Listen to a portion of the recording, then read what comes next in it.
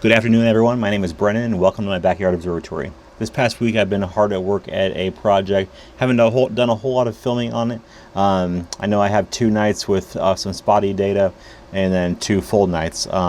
So I'm going to structure this video a little differently today. I'm going to actually bring you inside, and we're going to kind of go through all the data I've received or I've captured, and kind of just see what we can come up with.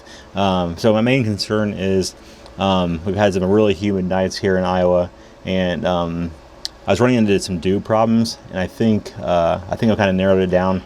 Originally, I thought maybe it was the secondary mirror that was dewing up, and with this telescope here, I have the Delta T PlaneWave dew heater running. I run that all night long, and I was just thought maybe that the temperatures weren't staying adequate to maintain that dew issue there. So, but after a couple nights of experiencing that, I actually I kind of discovered that on the ASI2600 camera there is a dew heater setting, and I think what was actually happening was I was getting some dew on the actual front element of the camera instead of the primary or secondary mirror. So I ran that dew heater through Nina on the camera, and yeah, it really completely changed. I didn't have any issues with it the last 2 nights. So I honestly don't know how much integration time I'm gonna end up with. I know I have 2 decent nights and then 2 partial nights. So I'm gonna go ahead and just kind of see what we come up with. So the target is NGC 7129, which is also known as the Small Cluster Nebula or the Flower Bud Nebula. This is a reflection nebula that's located about 3,300 light years from Earth. So it's probably going to be a little more of a challenging target versus the Cocoon Nebula, which we just finished up in the last video. So kind of really looking forward to seeing how this data turned out. My guiding was on point. Everything else really went well. And honestly, we got another clear night tonight. I haven't even decided what I'm going to shoot yet. So the cool thing is we're going to go inside. I've set up a new space where I can film some videos and kind of bring you along through some of my editing process. I don't claim to be any special on.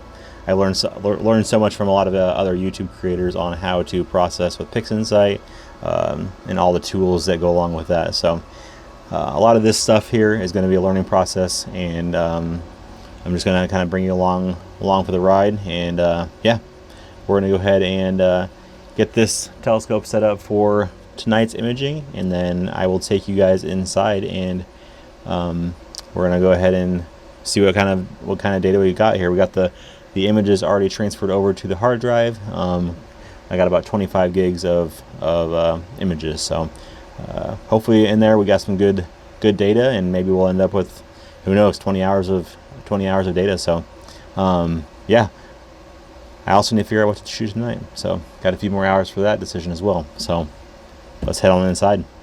Alrighty, welcome in to the new editing space here.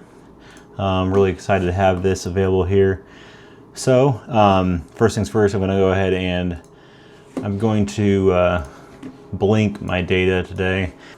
Normally I would just go directly into the weighted batch pre-processing script, but just knowing the fact that I have lots of data here that's most likely not going to be good, I'm going to start with the blink, and then I kind of narrow down my frames before going into WBPP. We shot a whole night of Loom. So yeah, and I also started, I got a new PC hooked up here. Should make a lot of my processing code considerably faster. At least that's the goal. Hello from the future. Right now I am editing this video, and I just realized I've been kind of going through all of my nights of imaging through my blink, and it's just there's not a whole lot of good usable data here. So for sure nights 1 and 2 are a wash, unfortunately, but I kind of saw that one coming. Nights of 3 and 4, I did have some usable data, but I did only end up with about 6 hours, or just north of 6 hours of total integration time, which is not a great number with my optimistic outlook going into this. But such as astrophotography, you never know exactly how much data you're going to be able to use, if you're going to have some rough nights. The good thing is I think we did figure out the dew issue, so that is a good thing moving forward.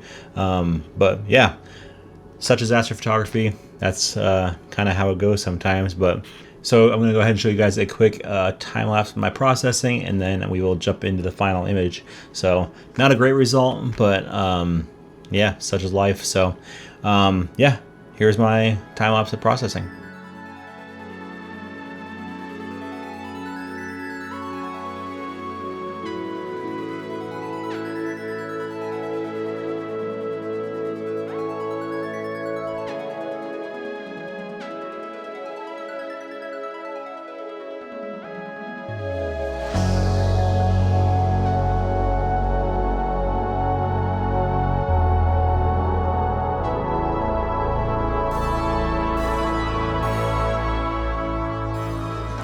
Alrighty, so we just finished up processing this image here, and I gotta say, I'm not 100% happy with it. I'm really struggling with the background a little bit. There is some faint H alpha in this region here, so you can actually see a little bit of that in the center of the core of the nebula. But the parts I'm struggling with here is the background, a little bit of red showing up there, and I can't tell if it's something that is actually there or if it's a little bit of the background modelization. But after 4 nights of shooting, coming out with only about 6.5 hours, it's basically all you can do here. So everything's a learning process. But yeah, I appreciate you guys stopping out, check out my channel. Yeah, I'm gonna hopefully get out and shoot tonight again. If you guys have any targets you want me to shoot, or have any video ideas, feel free to drop them in the comments. But yeah, subscribe, like, and we'll see you guys in the next video.